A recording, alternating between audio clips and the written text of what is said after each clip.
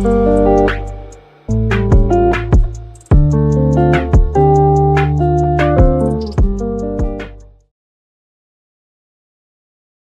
อสงค่าพี่น้องผู้ชมยินเสียงใต้ดินนับยำกุซอกูปาแก้มลิกตั้งสายลมอีกบาดังขาวลุงแรงเบิงไหลมาโหบโทบโหบยากันกว่าแทงวันหนึ่งเขาย้อนหาตั้งหักแมตตาตั้งนิมใจตั้งจมเสือมนเปียวตีลูกตีเถาลาพระเป็นเจ้าคำมาแต่อยู่ในหัวสาเขาขากว่าหางผ่าหางมันเสกรรมค่ะในวันเมื่อนั้นเขาขาดเตลาดถึงลองตั้งหักพี่น้องค่ะในสมัยแก้มลิของพระเป็นเจ้าในก็มีแต่หมายไว้ค่ะนะว่าพระเป็นเจ้าเป็นตั้งหักในคำเดียวค่ะเนาะกำในลูกล่างตะเปเจ้าค่ะลูกก็ที่มาอยู่มาตั้มจะในสื่อสู้เนี่ยเฮาหลูเลยมีตั้งหักซึ่งหนังคือแล้วตั้งอันเฮาเป็นอยู่ที่มีตั้งแปลกเปิงกันค่ะนะส่งเฮาติหมอหักกันในสมัยแก้มลิกสอนเฮาค่ะใน1โครินธ์ข้าน13ค่ะข้อที่1ถึง13มี13ข้อกันนานคุยกันเนาะใน1โครินธ์ข้าน12ลาดถึงรองของสุเกจูภายวิเงียนที่มันเจ้าปันมาที่ลูกล่างตะเปเจ้าปุ่นดาที่เจ้าตื้อทรงตื้อในเจอเจ้าของพระเป็นเจ้าเฮาเจอเจ้าขึ้นอย่ามาสูงแล้วก็เฮาเจ้าตื้อทรงตื้อสุเกจูวิเงียนหมดจังพระเป็นเจ้าลวยตางอันพร้อมเสียงเปงปากกันเป็นน้ำหนึ่งใจเดียวกันเหมือนเจ้านางอ่างกาที่อยู่ในตัวกายคันธาในคณะพร้อมเสียงเป้งปากกันเอาปูนพรต่อตัวกายซึ่งหนังลูกล่างตะเปเจ้าที่มีสู้เกจูที่แปลกเปิงกันก็เหมือนเจ้านางอ่างกาในตัวกายคันธาโลเลยเอาปูนพรเผาปูนพรมันต่อเจ้าเจ้าของเจ้าเยซูคริสต์ในปลายขั้นที่12คันนะข้อที่31ครับสู้อ่อนกันมีอโลเขาเลยสู้เกจูเจ้าอันญาเสเปิ้นนั่นหน้าลงลางตากุยกะเกาตักเนเปียเสียนตางอันเยียงแค้นเมียดหน้านั่นที่สู่รู้ก่อนสลาบ่รู้ว่าเขาตักเนเปียเสียนตางอันเยียงแค้นเมียดหน้านั่นที่สู่รู้ก่อนนะก็เป็นจังนั้นค่ะในลูกลางตะเปเจ้ามีความถามว่าตั้งหักเนี่ยมันเป็นสู้เกจูไผวิญญาณเมียว1 2 3ในเขากุ้ยหน้าที่ในสลาบ่รู้เลยลาดว่าตั้งหักเป็นสู้เกจูอันหนึ่งของวิญญาณหมดจังเจ้ามันจะค่ะนะเพราะนั้นตั้งหักมันเหมือนอีสังขละเพราะในเสียงตั้งหักมันเหมือนเจิงหนังเสียนตังปู่หมางเฮาคาเอาสู้เกจูที่วิญญาณหมดจังเจ้าปั่นมาเกาเมียวเนี่ยเหมือนเจ้าหนังล่อวูหนึ่งเซิงเหมือนเจ้าหนังกาเหมือนเจ้าหนังสปริงเหมือนเจ้าหนังมอเตอร์ไซค์แก่ในค่ะเนาะอันนี้เป็นสู้เกจูไผวิญญาณกำในตังหักในซ้ำเป็นเสียนตังค่ะโคเจ้านั่นน่ะโหลไลเจ้ามันหม่านแม่นมันอยู่ในเสียนตังในค่ะนะในเสียนตังที่ว่านี่เป็นเสียนตังหยังค่ะล่ะเนี่ยอามาได้เป็นมอเตอร์ไซค์แก่กาล้อจังเนี่ยโหลไลเจ้าตื้อทรงตื้อมันกว่าในเสียนตังหักในเขาบ่เป็นจังนั้นค่ะสละบ่รู้จึงแต้มใน1โครินธ์ข้าน13ในค่ะนะสละบ่รู้ลาดว่าว่าคาได้ลัดความภาษาหลากหลายหลายภาษาโกนภาษาตะหมานกลางหาวกุยกะมีตังหักแหน่ข้าก็เหมือนจังหนังมองเหมือนจังหนังแสงที่มีเสียงออกกว่ากันนานกว่าน่ะเป็นก็ที่หมอลัดความภาษาหลากหลายกันนะที่เป็นภาษากูสำกูเปิงก็เลยเนาะภาษาตะหมานกลางหาวบ้านเนี่ยครับซ่อมหนังเดียวข้าเลยหันได้ตะหมานกลางหาวมาลัดต่อนั่งมาลี่อ่อนดังดีเขาได้แต่ปฏิสันเถกันเนาะก็ได้เป็นข้อความที่เข้มจ้ะที่ในเฮาฮู้ว่าสละโปลูยามละยินข้อความตะหมานกลางหาวพระเป็นเจ้าลัดโตเขาอยู่ห้าในเฮาข่าวก็ฮู้กุ้ยก็เขาลัดว่าป้มมีตังหักค่ะนะตังหู้ที่เฮามีนั่นน่ะมันนำเป็นอเกียวสังเสอิกันนะมันมีอาสาคา ก็เพราะฉะนั้นที่ในเลยซับแรงสร้างล่างเหนียวค่ะว่าตั้งหักเนี่ยเป็นรองดังตีใหญ่ที่สุดค่ะนะอาเยอย่าลำลองมีกายคันลงใหญ่ที่สุดนะครับว่าผมมีตั้งหักตั้งอันลาดความภาษาหลากหลายว่าภาษาตะมันกลางเอามันก็มีกาขันกันนะมันก็มีกาขันสังสีในกันนะในข้อที่2ค่ะนะมันเหมือนเจ้าหนังคือครับว่าไงความลาดติ่มมีตังหักนั่นน่ะมันเหมือนเรื่องเป็นกลเฮ็ดความดิมมีติ่งมีติ่งเลดมันเนี่ยก็แหละมีเสียงไห้ติ่งมันเนี่ยแหละตั้งอันอูบกันเตรียมปาตั้งหักนั่นค่ะนะมันก็เป็นเสียงที่มีอสักลิบนะตั้งหักเนี่ยมันใหญ่แท้ๆค่ะนะตั้งหักเนี่ยเป็นรองใหญ่แท้ๆเนี่ย ในข้อที่2ครับนะว่าคาที่ลาดความปะโลแพทย์ฮอตลาเนี่ยครับเนาะว่าได้คำศักดิ์สิทธิ์ก็ย่อครับนะย่อก็มีตั้งป่องแจงแรงจากเนื้อร้องตั้งลึกล้ำตั้งเสียงดังหลวงมีตั้งหู้ตั้งเสียงและมีตั้งหยุ่มมัดปุ่นดาได้ค่ายลอยหวยในกว่าแทงตีหนึ่งไรกุ้ยกามีตั้งหักข้าก็มีกาขันที่สังเสียเนี่ยปุ่งม้างเหมือนจะว่าเป็นเสียลงกันเนาะหมอฮอตลาเข้มนะมีตั้งป่องแสงแรงจากลีนะ มีตังหูก็เหมือนกันมีตังอยู่มัด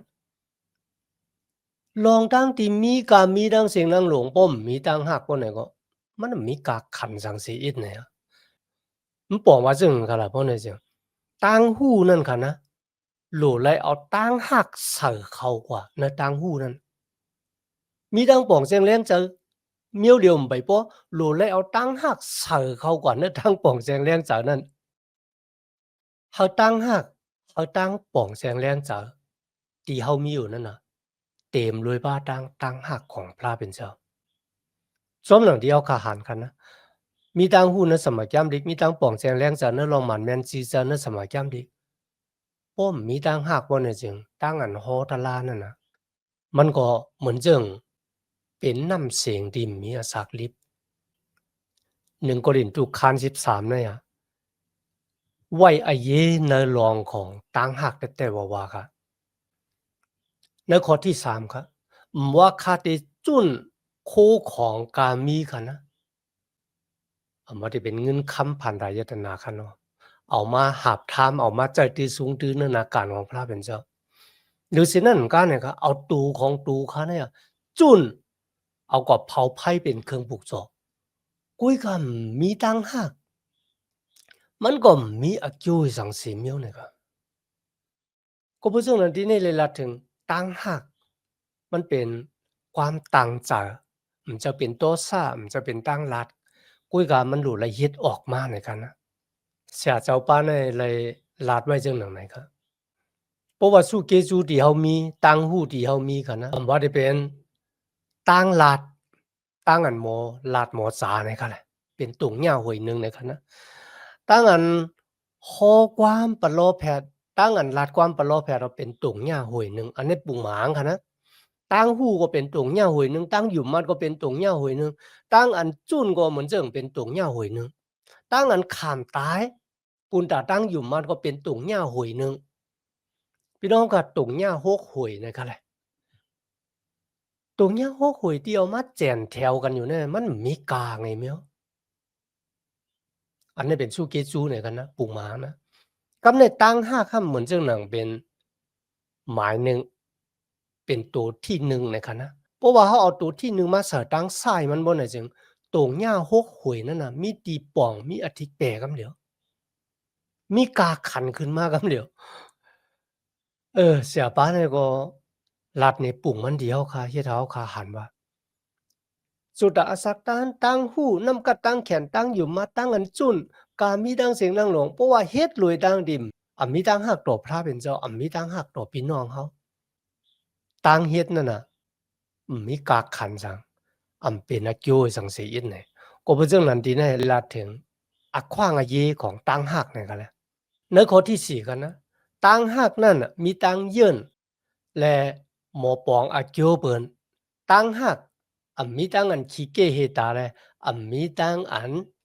จากมาหน้าเพียนสูงพี่น้องค่ะทีนี้ตั้งหักมีตังอันขี้เกียจเฮตามีไว้ใน APEC คัน4ข้อ32กันนะสลาปอลูปันแห้งว่าเฮาสู่ตั้งหลายมีจะเมตตาต่อกันมีจะเอลูกันหมอปดวางขว้างหลอดปันกันเหมือนเจ้าหนังที่พระเป็นเจ้าปดวางขว้างหลอดปันเฮาในเจ้าคริสต์นั่นนะครับ APEC คัน4ข้อ32คันนะก็เพื่อสังฆลาบ่ได้จึงที่ว่าเฮาอย่าไปขี้เกียจเฮตากันในกันนะซ่อมหนังที่เฮาขาฮู้ก็ตั้งอันเฮาเป็นตั้งอันเฮามีก้อนหนึ่งและก้อนหนึ่งเนี่ยมันมีตั้งแปลกเปิงกันครับมันป๋องว่ามันเพ่งเป้งกันหวังก็มีหยันปิงหยาแทงเมียวหนึ่งแทงก้อนหนึ่งก็ซ้ำมีหยันปิงหยาแทงเมียวหนึ่งมันเป้งกันก็เพราะฉะนั้นตั้งมักมีดีเป็นฮะตั้งขึ้นอย่ามาสูงของเฮาก็เป้งกันเหมือนกันเฮาคำตับหลุดสุดต้องว่าก็บ่สังพระเป็นเจ้าห้อมปันตั้งดีมังกลาเฮาคำมักมีดีเป็นเหมือนเจ้านั้นก้อนนั่นเลยครับเพราะว่าเฮาคำมีใจจังได๋เหมือนเจ้าเฮามีใจขี้เกียจเฮตาควายเขาสงสารนะเฮาคาหลุเลยมีใจรับคำว่า ในโลกาเนี่ยกันนะตั้งอันโกนเปลี่ยนตั้งอันโกนมีเนี่ยมันตึงมีทั้งแปลกเปลืองกันเพราะนั้นเฮาก็สิมีทั้งเปลียงโปษาในลองตั้งที่เฮาเปลี่ยนลองตั้งที่เฮามีซึ่งกะลาบ่ได้ซึ่งอันนั้นก็มือเฮาค่ะมีตั้งหักตั้งหักของพระเป็นเจ้ามัดแต่ในหูจักเฮาเนี่ยเฮาเต็มขี้เกียจเฮ็ดตามพี่น้องเฮาค่ะเหมือนจั่งกะอีหน้าเนี่ยค่ะแหละมือหันว่าพระเป็นเจ้าหาบเอาเครื่องปลูกจอที่อาเปลามันขี้เกียจเฮ็ดตาคั่นนะ เฮ็ดให้ตั้งอันแหมก้นตายปอกก่อนดังสุดปอกปอกเป็นมาก็บ่ซึ่งนั้นคันนะตั้งหากก้อยติเตเฮ็ดให้เฮาคาเนี่ยเอาตั้งเป็นแหน่งตั้งอันขี้เกเฮตานั่นแหละเฮาขัดโดยในโยหันคัน3ข้อ30คันนะมีตะเปของโยหันมาลาดว่านั่นน่ะก็ที่เจ้ากับปันปฏิสัมมังกลาสมนั่นว่าเมื่อเหลียวในนะมีคนจอมบาลังก์เขานำเรือเสียเฮาโยหันลาดว่า เจ้าเยซูเนี่ยมันเจ้าหลูเลยใหญ่ขึ้นสูงขึ้นกล้วยกัดโตคันให้ติดแต้มลงแต้มลงอะโยหันมีตั้งหักของพระเป็นเจ้าและเขามีเจ้าที่ขี้เกียจเฮตาเจ้าเยซูคริสต์กันนะหรือสินั้นก็มีปอกหนึ่งกันนะเปโตรถามเจ้าเยซูว่าเสียเจ้าเยซูลูกกำลังตายขึ้นดีมากกันเนาะคนก็นั่นที่เป็นจึงหนังหือเนี่ยนั่นก็เป็นโยหันนะเจ้าเยซูรัดว่าเพราะว่าเขาอาศักลิบอยู่ตัวบ่ถึงเขามาขึ้นบ่เนี่ยจึงมันสิเป็นจึงหือเนี่ยก็หาสู่จอมปาลังเขามาตาเนี่ย มันบอกว่ามันดับโลขี้เกียจเฮตานั่นน่ะครับนะพี่น้องครับในสมัยจำที่เก่าก็มีเขานั่นก็เป็นกลใจต่อกลใจฮักกันโยนาธานตั้งดาวิดโยนาธานเป็นลูกเจ้ามุนเหยคุณคำสอนลูกแต่เป็นก็ที่สืบนางปะลางต่างเจ้ามุนเหยคุณคำสอนลูกครับกุ้ยกับเขาหาบขามอโลของพระเป็นเจ้าพระเป็นเจ้าติดต่างดาวิดเนี่ยเขาเป็นคุณคำโยนาธานลาดิดาวิดว่าเมื่อสู่เลยเป็นคุณคำนั่นน่ะข้าจะเป็นก็ติดตามอะ มีจากขี้เกียจเฮ็ดได้ก็บ่ฉะนั้นเขาขานว่าต่างหากของพระเป็นเจ้าเพราะว่ามันเตะในหูเจ้าเขาบ่ได้หยังเขาได้หมอ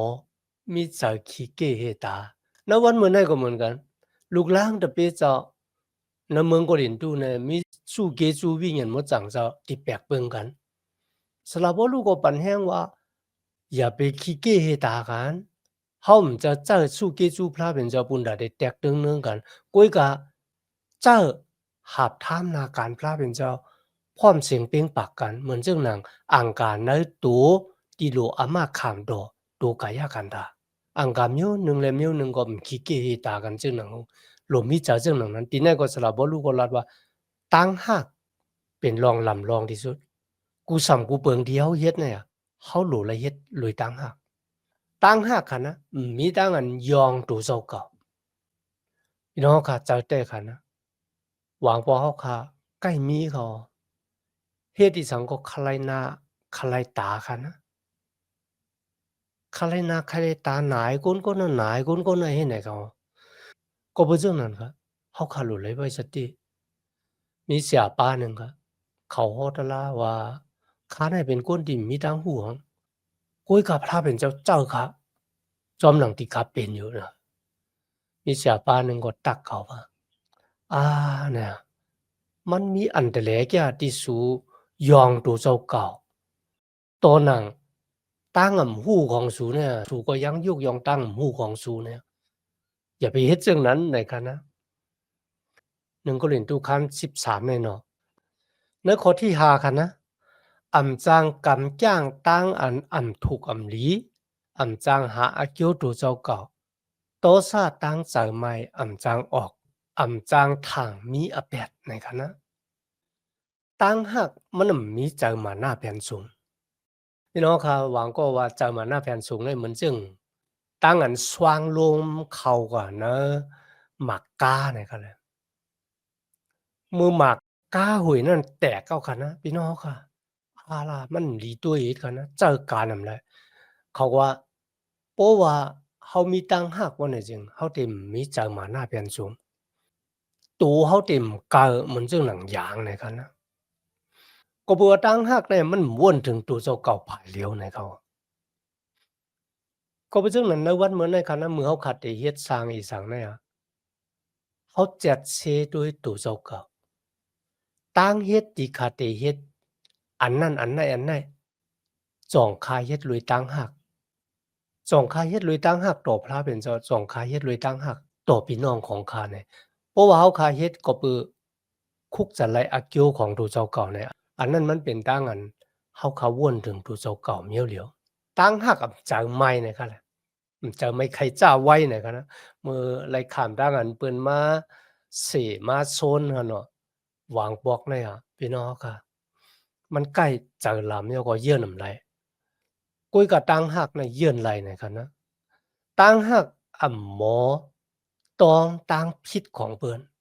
อ่ำโจมซื้อมือมีตั้งอันเฮ็ดพิษว่ะกุยกะมีตั้งโจมซื้อ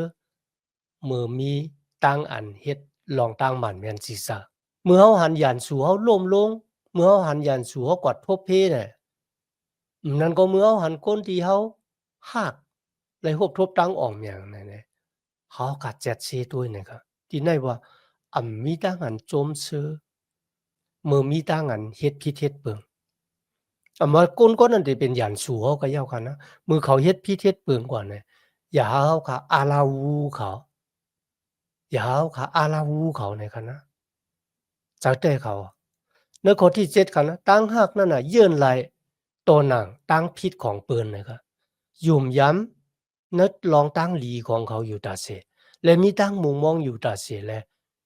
ยื่นขามไหลกุสังกุเปิงความว่ายื่นขามที่ไหนคะนะมันป้องว่าแกดเขเหกลางอะมันจึงฝนตกลงมาเนี่ยคะนะเฮาเอาจองกว่ากลางปันก้นก็นั่นน่ะอันนี้ก็อธิเปกความว่ายื่นขามคะนะตั้งหักยุ่มย้ำในตั้งหลีของเขาตาเสมันบอกว่ามีตั้งถังเถิมในตัวของเขาว่าเขาได้เป็นก้นหมึกก้นเรื่องตั้งหักมีตั้งมุงมองอยู่ตาเสใจเขาโลกาเนี่ยหมอล้อมด้วยว่าลองตั้งหลีเดปอกปอกเป็นมากอะนะตั้งหักเยื่อนไรกูสั่งกูเบิงนะมันบอกว่ามือเลยหบทบตั้งย่ายุกเนี่ยเขาตึกขาแข็งแห้งอยู่ร่วมลงง่ายๆกันนะ ข้อที่8ค่ะ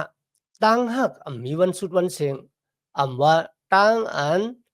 ลาดความประลอแพทย์ติดเสียงหายกว่าตั้งอันลาดความภาษาหลากหลายติดเสียงหายกว่าว่าได้เป็นสติปัญญาของโกนก็ติดเสียงหายกว่ากุ้ยกับตั้งหักเนี่ยมีวันสุดเสียงในเขามันบอกว่าจังครับมันบอกว่าตั้งหักเนี่ยมันมีขอบผ้าขอบลิ้นมันมีตีเติกมันตั้งหักมันมีขิงข้าวยามว่าเสียงสุดเอาหน้าไหนมันเจอเจ้านั้นไหนครับตั้งหักมีวันตายตั้งหักมีวันตกซุมตั้งหักมีวันไหลขามตั้งอันแปดแหลนแล้วก็เสียงสุดตั้งมุงมองพวกนั้นก็บ่ซังว่าชาวสองก็แต่หน้าเฮือนแล้วก็ตั้งสองก็ยังแปดกันหลายอีเนี่ยอันนั้นมันบอกว่าตั้งสองก็แล้วหูใจสองหวยเนี่ยมามัดเป็นหวยเหลียว กุยกะตั้งหักของพระเป็นเจ้าที่มีต่อเฮานั่นน่ะมันเป็นตั้งหักถาวร เป็นตั้งหักที่มั่นคงแล้วก็มันเป็นตั้งหักที่ห่างหลีจอมหนังเดียวค่ะเลยถ่อมและยินความศักดิ์สิทธิ์พี่น้องหลายก็อ่อนด้างขามาฮู้ทบสุยสู้ข้าเป็นลูกศึกวะข้าเป็นโจรวะข้ายำแหมคนตายอะข้ายำเฮ็ดจั่งนั้นจั่งใดอะเนี่ยโอ๊ยกะมื้อข้าแต๊บตัดสินใจหาเอาพระเป็นเจ้าพระเป็นเจ้าปุดวังของหลอดปันบัวระเบ็ดข้ามันเจ้าก็หากข้าได้หากข้าว่าวะ พี่น้องขาด้วยกันนะวัดที่มึกเรื่องหมอกะเหอก็ย่อเฮ็ดบัวดอกแปดหมอกะเหอก็ย่อพระเป็นเจ้าก็ยังตึกฆ่าเขาอยู่ดีละจังนั้นเนี่ยมันจะว่ามาห้าเปาเจ้าเยซู要ก็เขากว่าแฮมเปิ้นตายเจตนาแฮมเปิ้นตายเนี่ยมันจะกะเมื่อเฮามาห้าเปาเจ้าเยซู要ค่ะนะอันในลัดถึงอ่อนตั้งที่เขาได้ห้าเจ้าเยซูเขาเป็นกุนมึกกุนเด้อว่าให้เสียห้าเปาเจ้าเยซูเนี่ยพี่น้องเขาค่ะมีวันฮะโปกุนก็นั่นหาบเอาตังหาของเจ้าเยซูแท้ๆที่เขาได้ก่อเฮ็ดบัวดอกแปด กว่าแหมเปิ้นตายทางนั้นเนี่ยมีวันกันนะแต่เขาพี่น้องค่ะก็บัวตั้งหักของพระเป็นเจ้ามีดอกกุนกูก่อค่ะนะหวังก็ว่าพระเป็นเจ้ามันกับหลุมมาหักค่ะพี่น้องค่ะพี่น้องห้ามสีตั้งหักของพระเป็นเจ้าแหละเมื่อฝนตกลงมาค่ะนะพี่น้องอาจจะมีจองกางไว้มาน้ำฝนถูกสาพี่น้องกุ้ยก็จ่องพี่น้องห้ามฝนอย่าให้ตกลงมาไรครับฝนอย่าตกลงมาไหนจ่องห้ามไรครับ เมื่อในแหลดไม้กลางวันออกมาเนี่ยพี่น้องมีจองกลางจองเหอะแสงกลางวันถูกเลยอยู่กุ้ยหนาพี่น้องห้ามอย่าให้กลางวันส่องแสงลงมาห้ามเลยพระเป็นเจ้าก็เหมือนกันพระเป็นเจ้าก็ฆ่าเขาตั้งหักของพระเป็นเจ้าเป็นตั้งหักที่มันคงเป็นตั้งหักที่เยิ่มเนี่ยกุ้ยก็เพราะว่าเขาห้าเอาตั้งหักนั่นไหนวันหนึ่งก็เขาก็ตักไรกว่าขามเอาตั้งอันพระเป็นเจ้าจีอย่างก็เพื่อเจ้านั้นนะวันเหมือนกันนะ เพราะว่าเขาขับเป็นเสียมาเสีย Sunday School กันนะเสียที่สอนลูกอ่อนในวันติดเมื่อเขาขาหันลูกอ่อนก็หนึ่งวายาเพราะว่าเขาขาลาดว่าพระเป็นจอมหักลูกอ่อนวายาดเนี่ยอันเนี้ยมันดีที่เธอลูกอ่อนเนี่ยทางผิดทางเปิงเนือพระเป็นเจ้าเขาหนึ่งก็เล่นตู้คาน13ข้อที่9ข้อที่10กันนะก็บอกว่าตั้งหูของเขานั่นน่ะมันเต็มโทนว่ะมันเปว่าเปจุ่ม ตั้งอันฮอตลาหลาดความปลอแพทย์นั่นก็เปว่าเปจุมกุยกามือตั้งเปว่าเปจุมเต็มทนมาถึงตั้งอันยุบย้อมนั่นก็เตเสียงสุดกว่าในเขาในข้อที่11 12ค่ะนะสลาโปรู้ว่าเมื่อข้าเป็นลูกอ่อนเนี่ยความหลาดข้าก็เหมือนลูกอ่อนตั้งวนข้าก็เหมือนลูกอ่อนตั้งไข่เจอวนเจอของข้าก็เหมือนจึงหนังลูกอ่อนกุยกามือข้าเป็นคนหลงมาเนี่ยข้าก็เปรียบแบบอักอย่างของลูกอ่อนนั่นเมื่อเหลียวในเฮาข้าหันโมไว้เหมือนจังตัวเนยแอบจำในกันนะกุยกาวันหนึ่งเนี่ยเฮาข้าได้เลยหันปีซ่าหลีป่างจื้นหลีเมื่อเหลียวในคำเตรียมโทนในกันนะกุยกาเนอขิงนั่นน่ะข้าได้ฮู้จักพระเป็นเจ้าเหมือนจังหนังที่มันเจ้าฮู้จักข้าในเขาพี่น้องข้าที่นั่นก็มีคนถามว่าเมื่ออยู่ในเมืองกลางเฮาเนี่ยจองข้าที่ต้องผู้ต้องมีค่ะแหละ ส่งคาติต้องก็ที่ขาหักไรเนี่ยพี่น้องขาดต้องไรก็มีเสียป้าหนึ่งตอบว่าจังนั้นนะครับข้ายุ่มว่าเมื่ออยู่เมืองกลางหาวเนี่ยข้าได้เงอข้าได้ลักเหลือเสียเมื่อข้าอยู่เมืองโกนเนี่ยนะครับเป็นจึงก็ข้าถึงได้ต้องก็ที่ขาหักไรเนี่ยเขา1โครินธ์คาน13ข้อ13ครับนะก็บ่เชิงหนังนั้นนะครับมันแต่อยู่3มิ้วตั้งอยู่มัดตั้งมุงทามองทาตั้งหักกุ้ยกับตั้งหักนั่นใหญ่ที่สุดนะครับพี่น้องค่ะเจอแต่กันนะในวันเหมือนในกันนะเพราะว่าในโลกาในมีเขาก็เหลียวในกันนะตับหลุมมีตั้งหักก็แล้วก็บ่สังเขาค่ะมีตั้งหักค่ะล่ะแน่ในวันเหมือนในก็คือว่ามันจะมีเขาก็เหลียวเขาค่ะหลุเลยหักพระเป็นเจ้าแล้วก็เขาค่ะหลุเลยหักเพิ่นดังก็所以สุเลยลาดไว้ว่าคนดังหลายเตหูจักเขาก็เมื่อสู่ดังหลายหักกันก็เป็นจังนั้นตั้งนั้นโหลาตลาดังเกกยอดตีหล่ำรองที่สุดนั่นก็ลูกล่างตะเปเจ้าหลู่เลยหักกัน สละปลูกคาลัดนี่พี่น้องในเมืองกัวหลินตู่ว่าสู้เกจูที่พระเป็นเจ้าปันเฮามานั่นน่ะเฮาโหลเจ้าสู้เกจูนั่นรวยต่างหาก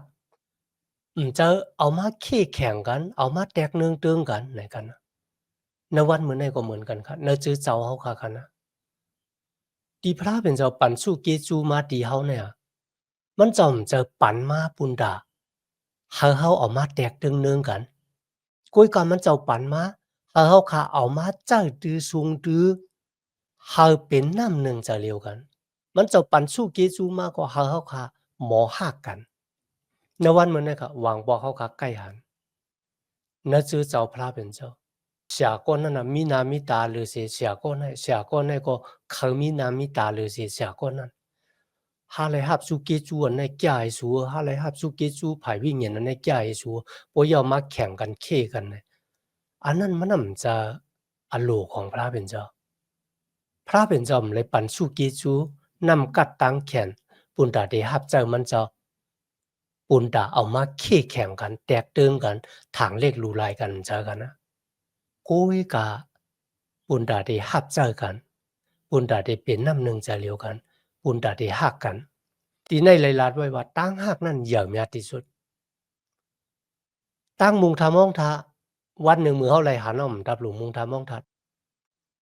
สู้เกจูไผวิ่งเห็นการมีกันนะวันหนึ่งก็เฮาดับหลุดเจ้าย่อก้อยกะติตึกมีอยู่นั่นน่ะตั้งหักเป็นรองทางที่มีกายกันลงเป็นเครื่องเปิงติมมีวันสุดวันเสียงนะก็บ่ซึ่งนั้นในวันมื้อนั้นค่ะย้อนหาพระเป็นเจ้าโปรดวางความหลอดปันเฮาเพราะว่าเฮาขาดเลยเจ้าสู้เกจูของพระเป็นเจ้าในต่างที่มันแม่นสิซะย้อนพระเป็นเจ้าโปรดวางความหลอดปันเฮาปุณดาเฮาขาดที่หมดเจ้าสู้เกจูของพระเป็นเจ้าจอมหนังอโลของพระเป็นเจ้าและหากอโลของมันจะอ่องเมียงในสุดตาสักของเฮาคากว่าคันเนาะและพระเป็นเจ้าสู่เลียวป้าเลียวกันนานก็ตีกึ่งทึกกึ่งดานที่ได้และหาบมุนสะเลในต่างอันเฮาคาหาบตามนาการมันเจ้ากว่ามีดังนั้นตั้งเกจูพระเป็นเจ้าอย่างนั้นในวันมื้อนี้ค่ะย้อนหาตั้งหักเมตตาตั้งนิมสาตั้งสมซื้อมนต์เปียวติลูกติเฒ่าลาพระเป็นเจ้าคำมาแต่อยู่ในหูเจ้าคากว่าหังผาหังมันสิกรรมค่ะมาสุงคา